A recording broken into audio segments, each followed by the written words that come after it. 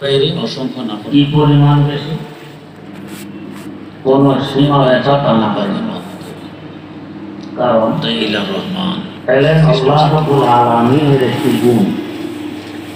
তিনি আলিম, তিনি আল্লাহ, তিনি যেমন অসীম তার গুণও তেমন অসীম। অতএব এই অসীম গুণে যে গুণান্বিত হবে তার মর্যাদাও হবে অসীম।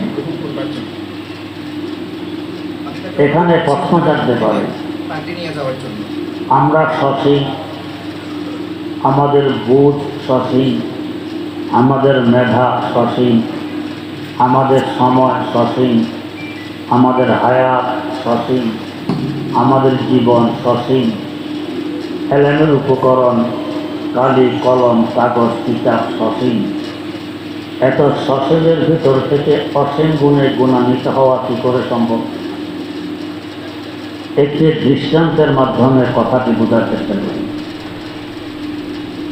যদি কেউ চায় যে এখানে সরাসরি সাগর থেকে পানি নিয়ে আসবে, এ লক্ষ্যে একটি খাল খনন করে সাগর থেকে, বঙ্গোপসাগর থেকে খাল খনন করে নিয়ে আসা হয়েছে উত্তরা। খালটি লম্বা ধরুন 200 কিলোমিটার, চওড়া আধা কিলোমিটার, গভীরতাও আধা কিলোমিটার, দৈর্ঘ্য প্রস্থ গভীরতা সব সসীম। এই খাল দিয়ে সাগরের পানি এসে গেছে উত্তরা। উত্তরার মাথা থেকে পানি যতই তুলতে থাকবো পানি কি শেষ হবে? কেন শেষ হবে না? আরেক মাথা সাগরের সাথে। যদিও খাল সসীম, তারপরও পানির শেষ নেই। কেন? বিশাল সাগরের সাথে তার সম্পর্ক। তেমনিভাবে আমাদের সব কিছু সসীম। এলেন আজরত আল্লাহ আলিম, আল্লাহ রাব্বুল আলামিনের পক্ষ থেকে। তো এখান থেকে যতই এলেনকে বের করা হোক না কেন, এটা শেষ নেই, যেহেতু সসীম সত্তার সাথে তার এক মাথা জুড়ে আছে। আমরা পড়েছি আমাদের ওস্তাদের কাছে, তারা তাদের ওস্তাদের কাছে, তারা তাদের ওস্তাদের কাছে, এভাবে চলতে চলতে তারপরে তাবেঈনের কাছে, তারা তাবেঈনের কাছে, তারা সাহাবায়ে কেরাম রাদিয়াল্লাহু আনহুমের কাছে, তারা রাসূল আকরাম সাল্লাল্লাহু আলাইহি ওয়াসাল্লামের কাছে। তিনি হযরত জিবরিল আমিন আলাইহিস সালামের মাধ্যমে আল্লাহ রাব্বুল আলামিন থেকে ইলম অর্জন করেছেন। ইলমের এক মাথা আল্লাহ রাব্বুল আলামিনের সাথে জুড়ে আছে, অর্থাৎ এটার কোনো শেষ নেই। আমরা সসীম হওয়া সত্ত্বেও অসীম গুণে গুণান্বিত হওয়া সম্ভব, তাই এর মর্যাদাও অসীম। যেমন ধরুন, ছোট্ট একটি ছেলে যখন মক্তবে পড়তে যায়, তার উস্তাদ প্রথমে তাকে বলে, বলো আলিফ। এই শব্দটি প্রথম শুনে তার কান, তার মানে কান সর্বপ্রথম আলেম। উস্তাদ থেকে সে আগে শুনে শুনে সে আলেম হয়। আল্লাহ পাক যদি চাইতেন, কান আমাদের হাঁটুতে দিতে পারতেন, টাকনোতেও দিতে পারতেন, ওখান দিয়ে শুনতেন। দেহের সবচেয়ে গুরুত্বপূর্ণ অঙ্গ মাথার দুই পাশে ঊর্ধ্বাঙ্গে কেন কান ঠিক করে দিলেন? কান একজন আলেম, আলেমের মর্যাদা বেশি, যার কারণে সবচেয়ে গুরুত্বপূর্ণ অঙ্গ মাথা, তার দুই পাশে দেহের উপরের ভাগে কানকে ঠিক করে দিলেন আলেমের মর্যাদা রক্ষা করে। আমরা শুনি কানের ছিদ্রের ভিতরে একটি পাতলা পর্দা আছে, ওর মাধ্যমে, ওটা হলো বাস্তব কান শ্রবণ শক্তি। আল্লাহ পাক চাইলে এই পর্দাটি কানের বাইরে দিয়েও ঠিক করে দিতে পারতেন, এত ভিতরে দিলেন কেন? যেখানে আমাদের আঙ্গুলও পৌঁছে না। যেহেতু সে একজন আলেম, বাইরে দিলে খোঁচা কাঁচা লাগবে, আলেমের কষ্ট হবে, সমস্যা হবে। আল্লাহ পাক ভিতরে, ঘরের ভিতরে তাকে ঠিক করে দিলেন, যাতে সহজে কেউ আলেমকে কষ্ট দিতে না পারে। এর পাশাপাশি আমরা যখন ঘুমাই, আমরা অচেতন থাকি, কানের ছিদ্র তো খোলাই থাকে, বন্ধ থাকে না। এই সুযোগে হাজার হাজার পিপিলিকা ভিতরে ঢুকে বাসা বাড়ি যত বানাইতে পারে। কিন্তু আজ পর্যন্ত কেউ শুনেছেন না, পত্র পত্রিকায় দেখেছেন যে অমক ঘুমন্ত ব্যক্তির কানের ভিতরে পিপিলিকা বাসা বানাই ফেলেছে? শোনেননি? কেন বানাইল না? সুযোগ তো ছিল। কানের ভিতরে ময়লা আছে, বাইরে ফেলে দিলে পিপিলিকা নিয়ে যায়, ভিতর থেকে নিজে কেন বের করতে ঢোকে না?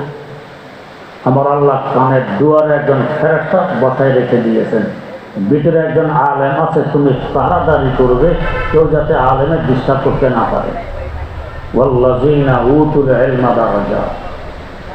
কানে শোনার পরে এবারে ছেলেকে নিজে পড়ে আলিফ, তার মানে দ্বিতীয় পর্যায়ে আলেম হয় জিহ্বা।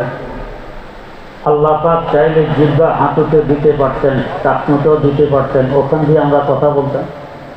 সেখানে না দিয়ে দেহের ঊর্ধ্বাংশে জিহ্বা কেন ঠিক করলেন? আলেমের মর্যাদা বেশি করলেন তো করলেন, একটি সংরক্ষিত ঘরের ভিতরে থাকার ব্যবস্থা করে দিলেন এবং এর পাশাপাশি চতুর্দিকে 32 জন পুলিশ পাহারাদার বসায় রেখেছেন। এই পুলিশ যখন সারিবদ্ধ হয়ে দাঁড়িয়ে যায়, বাইরের কোনো শত্রু সহজে জিহ্বা পর্যন্ত পৌঁছা সম্ভব? এই 32 জন পুলিশ সে পর্যন্ত দাঁত। কেউ আবার প্রশ্ন করতে পারেন, হুজুর যদি এই জিহ্বা নামক আলেমের হেফাজতের জন্য 32 জন পুলিশ আল্লাহ পাক দাঁড় করায় রাখেন, তো মাঝে মধ্যে আবার কামড় মারে কেন? আমাদের দেশে তো পুলিশ আছে কি জন্য? আইন শৃঙ্খলা ঠিক রাখার জন্য। পুলিশকে জনগণের শত্রু না সেবক? সেবক। এরপরও মাঝে মধ্যে ডান্ডাও তো লাগায়। কখন লাগায়? জনগণ যখন সীমা লঙ্ঘন করে তখন ডান্ডা আসে, এর আগ পর্যন্ত পুলিশ জনগণের সেবা করে। তো আমাদের এই জিহ্বা নামক আলেম যখন সীমা লঙ্ঘন করে তখন পুলিশেরা সতর্ক করে, জনাব আপনি তো সীমা ছেড়ে বাইরে এসে গেছেন, আবার ভিতরে ঢুকুন। এই জন্য মাঝে মধ্যে কামড় পড়ে, জিহ্বা দেখা হবে। এবং এই আলেমের ঘরের সামনে গেট বসায় রেখে দিলেন, 2টি ঠোঁট বন্ধ করলে ভিতরে বাতাস ঢোকে না। আলেমের হেফাজত। ওয়াল্লাযীনা উতুল ইলমা দারাজা। 3 নম্বর, এবারে ছেলেকে দেখে দেখে পড়তে পারে। এবার আলেম হয় চোখ। আল্লাহ পাক চাইলে চোখ আমাদের হাঁটুতে দিতে পারতেন, আমাদের টাকনুতে দিতে পারতেন, ওখান দিয়ে আমরা দেখে দেখে হাঁটতাম। উপরে দেওয়ার অর্থ কি? সে একজন আলেম, তার মর্যাদা রক্ষার্থে তাকে দেহের ঊর্ধ্ব অংশে ঠিক করে দিবে। সবচেয়ে গুরুত্বপূর্ণ অঙ্গ মাথার সামনে কপালে দিলেন, তো দিলেন হেফাজতের জন্য। 2টি পাতা সৃষ্টি করে দিলেন, চোখের পাতা বন্ধ করলে বাতাসও ভিতরে ঢুকতে পারে। কিন্তু সবসময় যদি এভাবে চোখের পাতা বন্ধ রাখি তাহলে আমরা দেখব কীভাবে? খুলতে হবে। তো এই সুযোগে যদি কোনো শত্রু ভিতরে আক্রমণ করে, ধুলাবালি ইত্যাদি ডুবে পড়ে, আল্লাহ পাক চোখের পাতা বাইরের কিনারা দিয়ে পাপড়ি সৃষ্টি করে দিয়েছেন। পাপড়িগুলোর মাথা উপরের দিকে দেখা, যাতে সহজে কোনো শত্রু আক্রমণ করতে না পারে। এরপরেও যদি কোনো পোকামাকড় ঢুকে পড়ে, আল্লাহ রাব্বুল আলামিন এসিড জাতীয় এক প্রকার বস্তু চোখের ভিতরে সৃষ্টি করে দিয়েছেন, যে পোকাটা ঢুকা মাত্র ওই এসিডটাকে হত্যা করে দেন। যে আলেমের ডিস্টার্ব করতে কেন এসেছ, তোমার এখন জিন্দা থাকার অধিকার নেই। চোখে যখন কোনো পোকামাকড় পড়ে, আমরা আরেকজনকে বলি, একটু দেখো তো কি পড়ে দিবি তো। এই জিন্দা পোকা আজ পর্যন্ত তো জীবনে বের করতে পারছে না, সে ভিতরে ঢুকা মাত্র সে মারা যায়, এসিডটাকে মেরে দেয়। কেন এত হেফাজত? ওয়াল্লাযীনা উতুল ইলমা দারাজা। চোখ একজন আলেম, আল্লাহ পাক তার মর্যাদা দিয়েছেন, দেহের ঊর্ধ্বভাগে ঠিক করে দিয়েছেন। কান বলেন, জিহ্বা বলেন, চোখ বলেন, এরা সব হলো আমাদের চেহারা। তার মানে আমাদের চেহারা হলো ওলামা বাজার, আলেমদের বস্তি, আলেমদের বসবাসের স্থান। তাই চেহারা মর্যাদা এই পরিমাণ বেশি। আপনি যদি কাউকে আঘাত করতে চান এবং তা বৈধ হয়, চেহারা আঘাত করা বৈধ নয়। স্বামীর জন্য স্ত্রীর চেহারা আঘাত করা বৈধ নয়।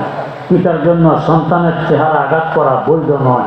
ওস্তাদের জন্য ছাত্রের চেহারা আঘাত করা বৈধ নয়। কেন? চেহারা আলেমদের বস্তি, এটার মর্যাদা অনেক বেশি, এখানে আঘাত করা যায় না। আলেমদের বস্তির মর্যাদা কত বেশি একটু চিন্তা করুন। বুখারী শরীফে একটি হাদিস বর্ণিত, তো এক ডাকাত মানুষ খুন করে সম্পদ লুপ্ত রাখতে, এভাবে করতে করতে তার খুনের সংখ্যা দাঁড়ায় ৯৯ জন। এরপরে তার ভয় ঢোকে জানে ৯৯ ব্যক্তির খুনই আমার অবস্থা কী হবে। একজন হুজুরের শরণাপন্ন হয় যে আমার জন্য তওবার কোনো রাস্তা আছে কি। হুজুর ছিল ছোটো মতো হুজুর, কাঁচা হুজুর। যখন গিয়ে বলল হুজুর আমি ৯৯ ব্যক্তির খুনি, আমার জন্য মাপ পাওয়ার কোনো সুযোগ আছে কি। হুজুর বলেন আরে বাপরে বাপ, তোমার সাহস তো কম নয়, ৯৯ ব্যক্তিকে খুন করেছ, এরপর আবার তোমার মাপের আশা। ডাকাত দেখলো আমার যখন মাপে নেই, হুজুরকে রেখে আর কি লাভ। এক কোবে হুজুর করে দিতে ১০০ পুরো হয়ে গেল। কিছুদিন পর আবার বৈঠকে আমি ১০০ লোকের খুনি, আমার ভবিষ্যৎ কী হবে। আবার আরেক হুজুরের শরণাপন্ন।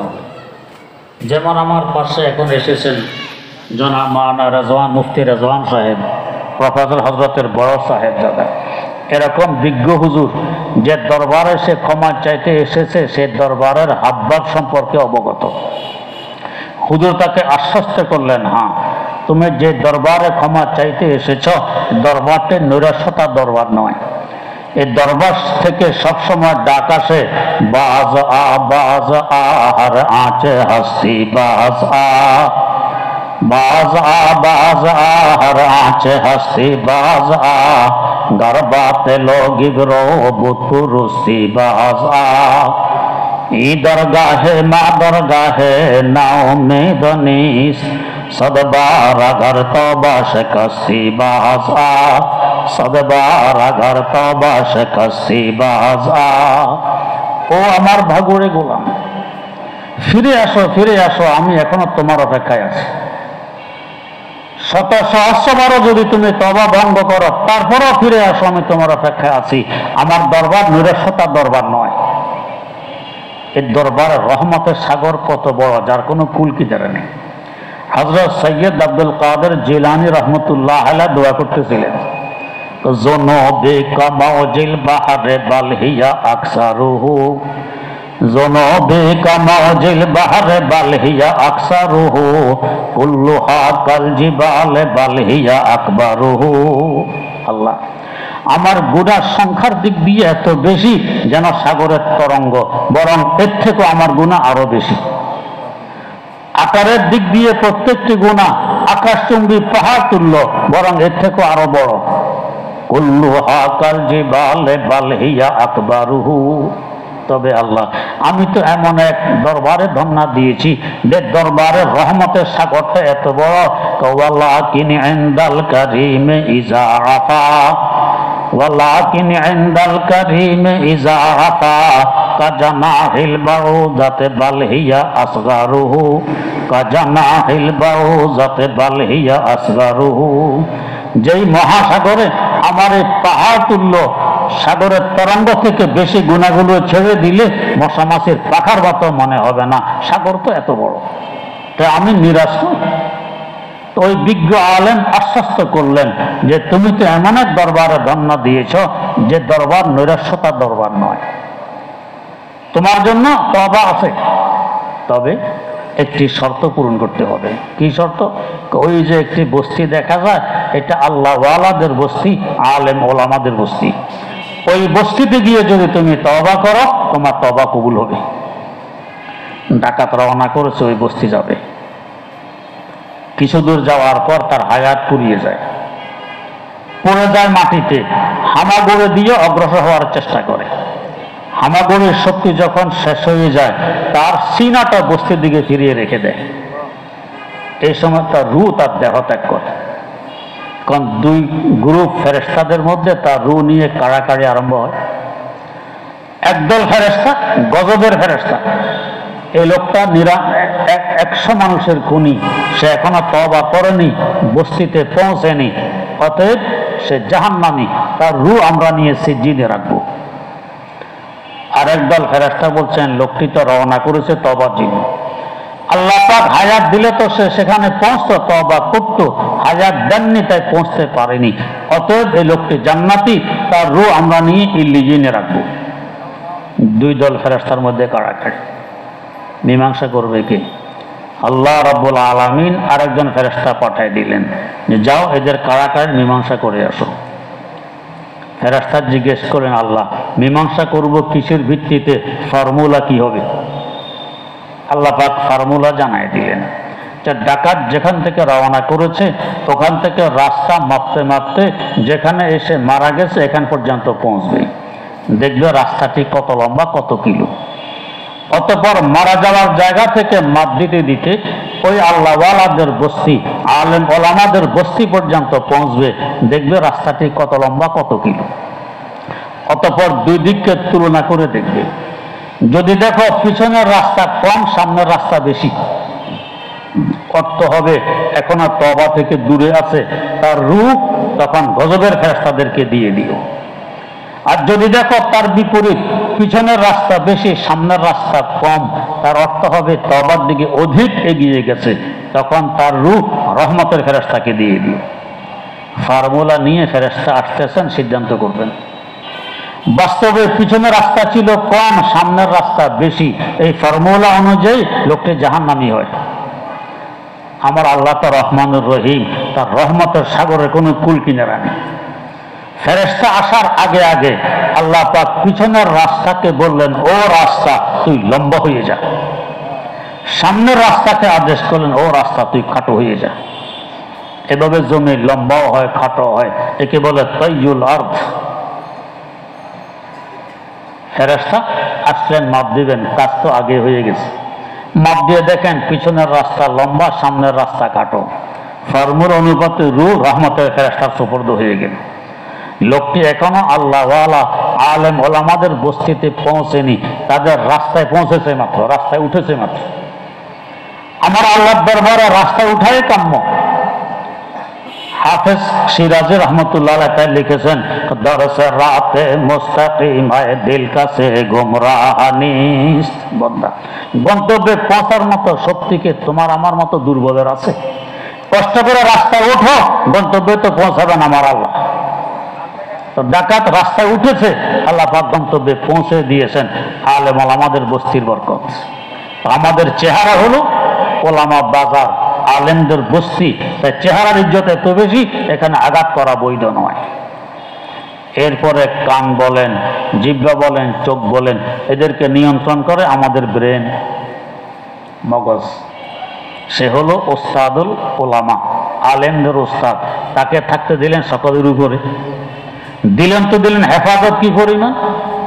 মগজের উপরে পাতলা একটি আবরণ, এর উপরে হাড়ের ওয়াল, এর উপরে চামড়ার আস্তর, এর উপরে চুলের চাল। সহজে কিছু ঢুকতে পারবে আলেমদের ওস্তাদ পর্যন্ত? একটি আগুনের কয়লা যদি মাথায় পড়ে, আগে চুল বাধা দিবে, চুল যদি না পারে চামড়া বাধা দিবে, চামড়া না পারলে হাড় বাধা দিবে। এতক্ষণ কয়লা মাথায় থাকতে দিবেন আপনারা? বরফের টুকরা যদি পড়ে, ঠান্ডা আবার মগজ পর্যন্ত পৌঁছার আগে আগে চুল বাধা দিবে, চামড়া বাধা দিবে, হাড় বাধা দিবে, পাতলা আবরণ বাধা দিবে, এতক্ষণ টুকরা মাথায় থাকবে না। এত হেফাজত কেন? সে আলেমদের ওস্তাদ। ফিট করলেন দেহের উপরের দিকে কেন? ওয়াল্লাযীনা উতুল ইলমা দারাজাত, এলেম যাদেরকে দেয়া হয়েছে তাদের মর্যাদা অনেক বেশি। আবার ব্রেনকে নিয়ন্ত্রণ করে আমাদের হার্ট, আমাদের কলব। কলবকে থাকতে দিলেন সিনার ভিতরে, সিনাকে আরবিতে বলে সদর। সদর মানে প্রেসিডেন্ট। প্রেসিডেন্ট ভবন থাকে রাজধানীতে, দেশের মধ্যখানে। দেশের এক কিনারা যদি কেউ নিয়ে যায়, দেশ নিয়ে যাওয়া হয় না, রাজধানী নিয়ে গেলে দেশ দখল হয়ে যায়। আমাদের দেহের মূল অংশ কোমর থেকে মাথা। পা যদি কেটে ফেলেও দেই মানুষ বাঁচে, ব্যান্ডেজ করলে, চিকিৎসা করলে মানুষটা মরবে না। কিন্তু সিনা কেটে ফেলে দিলে বাঁচার আর কোনো উপায় নেই। তো কোমর থেকে মাথা পর্যন্ত দেহের মধ্যখান হইল আমাদের সিনা, এটা হলো সদর রাজধানী। এর ভিতরে থাকার ব্যবস্থা করলেন কলবকে। কেন? সে হলো ওস্তাদুল আসাতেজা, ওস্তাদদেরও ওস্তাদ। সে নিয়ন্ত্রণ করে সবকিছু। কলবের বাইরে পর্দা, এর বাইরে হাড়, এর বাইরে চামড়া, কত রকম ব্যবস্থাপনা। কেন? আলেমদের ওস্তাদ, তার হেফাজত এত বেশি। ওয়াল্লাযীনা উতুল ইলমা দারাজাত। কেউ প্রশ্ন করবে, হুজুর আমরা দেখি শিক্ষা দীক্ষা করে ব্রেন, আপনি বলেন হার্ট, কলব। এটা আমার কথা না, আমার আল্লাহর কথা। লাহুম কুলুবুল লা ইয়াফকাহুনা বিহা, বুঝার যোগ্যতা হলো বাস্তবে কলবের, হার্টের, ব্রেনের নয়। অবাস্তব মনে হয়, পরীক্ষা নিরীক্ষা করে আমরা দেখতেছি সব কিছু বুঝে ব্রেন, স্ট্রোক করলে আর কিছু বোঝে না, ব্রেনে তো আসো। কথাটি বোঝার জন্য একটি ঘটনা বুঝছি, একটু আগে আলোচনা করে আসছিলাম। আমাদের দেশের শ্রেষ্ঠ আলেম বললে ভুল হবে না, জনাব মৌলানা আব্দুল মালেক সাহেব, বর্তমান বাইতুল মোকাররমের খতিব। উনি যখন ছোট, ওনার আব্বা ওনাকে নিয়ে ওয়াজ মাহফিলে গেছেন, তো পিছনে জায়গা পেয়ে পিছনে বসেছেন। তো গ্রামগঞ্জে মাহফিলে মাইকের হরন বাঁশের আগা ঝুলানো হয়, হুজুর তো স্টেজে বসে ওয়াজ করে, মাইক্রোফোন থাকে সামনে, উনি তো পিছনে। আওয়াজ তো বেরিয়ে আসে হরন দিয়ে। ওনার আব্বাকে জিজ্ঞেস করতেছেন, আব্বা হুজুরকে বাঁশের আগা থেকে নামাবে কিভাবে? বাঁশ আগা থেকে কেন নামাইতো? হুজুর যে বাঁশের আগায় বসে বসে ওয়াজ করতেছেন, কিভাবে নামাবে? আসলে কি হুজুর বাঁশের আগায়? হুজুর তো স্টেজে, উনি কেন বাঁশের আগায় বুঝতেছেন? আওয়াজ ওখান দিয়ে বেরিয়ে আসতেছে, ছোট্ট মানুষ, এটা বুঝার মতো এখনো যোগ্যতা আসেনি, তাই ভাবতেছেন হুজুর বাঁশের আগায় বসে ওয়াজ করতেছেন। এবারে আসুন, এবং যাদের এখনো বুঝ হয়নি তারা দেখে যে বুঝার আসল কেন্দ্র হইল ব্রেন, আসলে এটা হরন। বুঝে তো হাত, যা প্রকাশ হয় ব্রেন দিয়ে। আর যাদের এলমি গভীরতা আছে, গভীর বিদ্যা আছে, এরা বোঝে যে না, আসল হলো হাত, হাতে সবকিছু নিয়ন্ত্রণ করে। যা ওস্তাজুল আসাতেজা, তার হেফাজত সবচেয়ে বেশি। ওয়াল্লাযীনা উতুল ইলমা দারাজাত। এবার চিন্তা করুন, বাস্তব একজন আলেমের মর্যাদা কি পরিমাণ হবে। এটা বুঝেছেন আমাদের প্রফেসর হযরত রহমতুল্লাহ আলাইহি, যার দরুন সবগুলো সন্তানকে হাফেজ, মাওলানা, মুফতি বানাই আলেমে পরিণত করে গেছেন, যে আলেমের মর্যাদা সবচেয়ে বেশি। ওনার এক ছেলের কি অপরাধের কারণে ছেলেদের আম্মা বিচার করবে, ওই নিজে আমাকে শুনেছেন, মনে হয় মসিউল্লাহ ভাইয়ের কোনো বিচার, মসিউর রহমান, হ্যাঁ মসিউর রহমান ভাইয়ের কোনো বিচার করবেন। উনি আমাকে শুনাইলেন কথা, আম্মাকে ডাক দিয়ে বললাম, মা হিসাবে বিচার করার অধিকার তোমার আছে, করতে পারো, তবে মনে রাখবে তোমার ছেলে কিন্তু আলেম। চিন্তা করেন, মনে রাখবে তোমার ছেলে কিন্তু আলেম, আলেমের মর্যাদা দিয়ে তারপর বিচার করা লাগবে। কি পরিমাণ বুঝেছেন আলেমের মর্যাদা? আল্লাহ রাব্বুল আলামিন তার মাকাম অনেক উঁচু করে দিয়েছেন আলেমের মর্যাদার বরকতে। আল্লাহ রাব্বুল আলামিন আমাদেরকে সহি বুঝে আমাদের নিজেকে এবং সন্তানদেরকেও আলেম বানানোর তৌফিক দান করুন। সুবহানাল্লাহি ওয়া বিহামদিহি, সুবহানাকাল্লাহুম্মা ওয়া বিহামদিক, আশহাদু আল্লা ইলাহা ইল্লা আনতা, আস্তাগফিরুকা ওয়া আতুবু ইলাইক।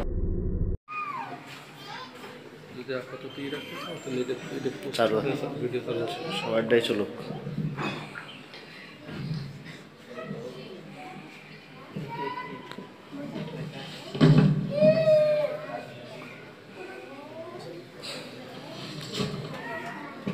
এ পর্যায়ে উপর থেকে বোরকা এবং নিচ থেকে বাবা হিসেবে পাগড়ি গ্রহণ করছেন নুসরাত বাবা নজরুল ইসলাম।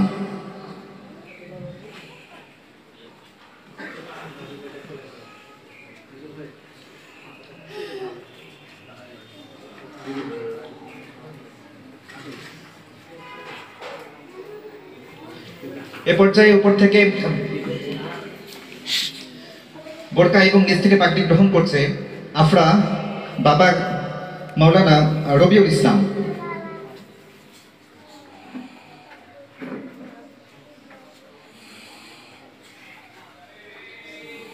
এ পর্যায়ে পাগড়ি নিবে তানমিম বাবা তাহির উদ্দিন। এ পর্যায়ে পাগড়ি নিবে লুবাইনা বাবা মাওলানা আবুল কালাম, আমাদের সকলের শ্রদ্ধেয় উস্তাদ।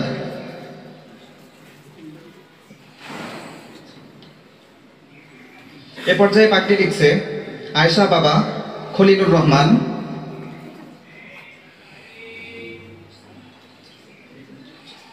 এ পর্যায়ে পাগড়ি লিখছে জুবাইদা বাবা জিয়াউর রহমান।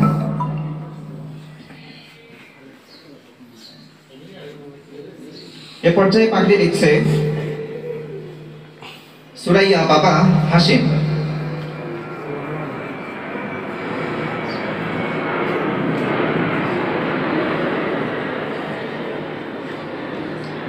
এ পর্যায়ে আমাদের প্রধান অতিথির হাত থেকে পাগড়ি গ্রহণ করছে লামিয়া বাবা মোহাম্মদ আক্তার হোসেন।